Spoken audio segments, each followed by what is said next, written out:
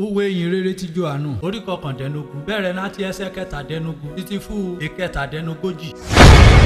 Bíbélì kíkà lédè Ìjẹ̀bú pẹ̀lú Olúṣẹ́gun Ládégbùwà. Bí Jésù irú àgbélébù ti ka rẹ̀, ó jalẹ̀ lọ síbi rà ń pè ní ibi agbáriwo nédè Hébérù rà ń pè ní Gọ́gọ́tà. Níbi wọn gbé kàn má àgbélébù tó ń tán ọ̀daràn méjì òmùrẹ̀. Ọ̀kan apá kìnẹ̀, èkejì apá kejì. Jésù ìyẹn wẹ̀ náà ní wọn. Bí Pílátù ìkọ́ ìwé akọlé ọ̀kan pẹ̀lú ìyẹn rùn fún kọ́ orúkọ àgbélébù rí Jésù ní. Ń ràn nǹkan nẹ́ni ọ̀fọ̀ Jésù ti Násárẹ́tì ọba wọn Júù. Súdánẹ̀ ogunlọ́gọ̀ wọn Júù rè ka ìwé akọlé. Nítorí òróbà àti gbé kàn Jésù máa àgbélébù yìí. Ó súnmọ́ etí ìlú. Adẹ́kọ̀ àkọlédè Hébérù àti ti Látìnì àti èdè Hélénì. Wọ́n lórí àlùfáà wọn Júù. Wọ́n ìfaraya. Wọ́n ìwíri Pílátù ọ̀fọ̀. Má kọ́ ọ̀fọ̀ ọba wọn Júù bí Jésù ń ṣe. Ṣùgbọ́n bí kò kọ́ ọ̀fọ̀ òun pa rẹ̀ ní ọba wọn Júù. Bí Pílátù ìdáwọ́nà òun ọ̀fọ̀. Ń rè èmi ti kọ́ èmi ti kọ́ran. Náà dé náírà wọn ọmọ ogun. Núdẹ̀ ìrandẹ́ ti kan Jésù máa gbélébù tán. Wọ́n mú ẹ̀wù rẹ̀. Wọ́n pẹ́ sọ́nà mẹ́rin. Àwọn ọmọ ogun mẹ́rẹ̀ẹ̀rin ọ̀hún. Wọ́n mú náà kọ̀ọ̀kan àti tọrọ rẹ̀. Rèé kẹ̀dẹ̀rì tọrọ náà ènòjú ràn. Tọ́hún látòkè títí fúsàlẹ̀. Súdánẹ̀ wọ́n ìwé rárá wọn ọ̀fọ̀. Ẹ má jẹ́ ká fàya. Ṣùgbọ́n ẹ jẹ́ ká ṣe tókíní tókejì. Gbangbalẹ̀ wá. Ká ṣe gègé. Súdárẹ̀. Alẹ́mọ̀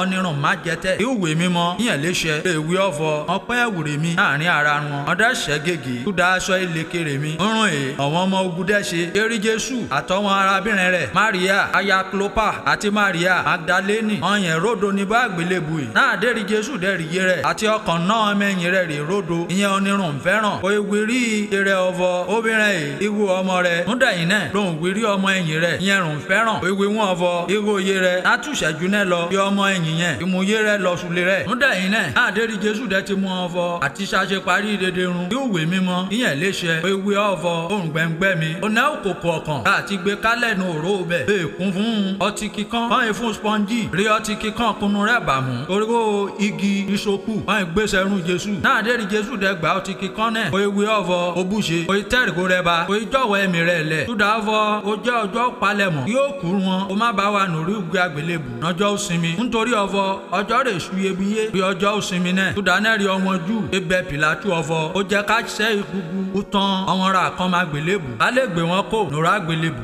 Súdà náà ràn wọn ọmọ ogun ṣe wa. Kọ́ iṣẹ́ egungun itan tọ́nìkìnẹ̀ àti tọ́nìkejì. Ra kan máa gbélébù pẹ̀lú Jésù. Àmọ́ náà náà dẹ́ fún ọ̀dọ̀ Jésù. Wọ́n dẹ́ ṣàkíyèsí ọ̀fọ̀. Ẹ̀mí ti bọ́ nẹ́rún rẹ̀. Wọ́n yín egungun tán rẹ̀ nù. Àmọ́ ṣá ọkàn nínú àwọn ọmọ ogun náà. Ìyẹn ìfi ọkọ̀ gùn Jésù nẹ́gbẹ̀ẹ́. Ló jẹ́ sẹ́nẹ̀ rí ẹ̀jẹ̀ àtomi. Ìyẹn ìjalẹ̀. Ọ́nìrè rí ìṣẹ̀lẹ̀ yìí. Ìyẹn jẹ́rìí ọ̀fọ̀. Òkodoro ọ̀rọ̀ gbà. Rí ẹ̀rí Jésù. Ó dẹ́ mú ọ̀fọ̀. Òótọ́ ọ̀rọ̀ rún wí. Súdà ọ̀fọ̀. Kẹ́mẹ́lé gbàgbọ́. Dédé rún èrè iṣẹ́. Ìwé mímọ́. Ó lè ṣe èwe ọ̀fọ̀. A ní wo egungun rẹ̀. Ìwé mímọ́ òmùrẹ̀ ẹ̀wẹ̀. Ìyẹn ìwé ọ̀fọ̀. Wọn máa ró ọ̀nìrà àgúnnọkọ̀. Ọlọ́run Olódùmarè. Ó bùsì gbígbọ́ àti kíkà ọ̀rọ̀ rẹ̀. Àmín. Bíbélì dùn ká lédè Ìjẹ̀bú pẹ̀lú Olúṣẹ́gun Ládégbùwà.